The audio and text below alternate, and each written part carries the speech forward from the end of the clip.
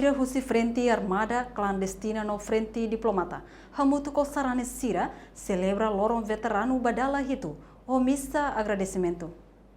Missa ba aniversário lorong veterano ne realiza e igreja balidi sexta-feira lorong ida fulang março tinan rihun rua nulu resinghat. Padre celebrante Anzelo Salsina e Neomili Hateteng, Timoruang nebe haraikaan, nebe maduro, no Timoruan nebe iha esperança no dar maromakoan. Timoruan iha fraternidade no solidariedade, no prosperidade, tambalihusi dalang idane, makbele lori domin ililiu banhira iha situação difícil. Aku ini senti kata ini baru orang, ini Timoruan ini orang, Timoruan ini lebih luta mai. Timoruan ele tem coragem, Timoruan ele tem esperança, e o tempo nós passamos no todo Timoruan no todo a lição dele. Durante Timoruan, a fraternidade, a solidariedade, e a prosperidade na história dele. Também dá aku compreende dele, aku Jesus Cristo aku compreende domini dele. Kalau ini akan, masa akan ini yang naik alasan, maka ini belum.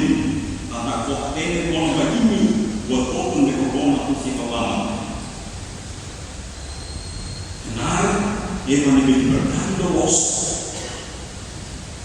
Maka ia lebih kalau betul pokok siap. Ia transmite mensagem bem claro, bahwa kamu ini dah rakyat bangsa. Ia situação será difícil, dia harus makin hatang.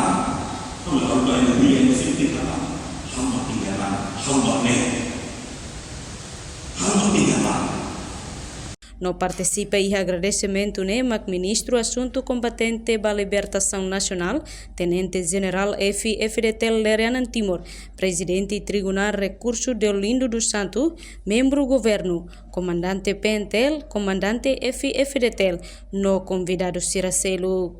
Enquanto já foi em missa agradecimento para aniversário Lorong Veterano né, se continua Bacarei Funan e Jardim Heróis Metenaro.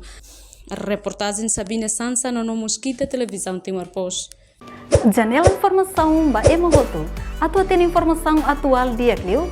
Kita haluha. Hane botão subscribe, like. Halo comentário no fahe tutang ba media sosial hoto.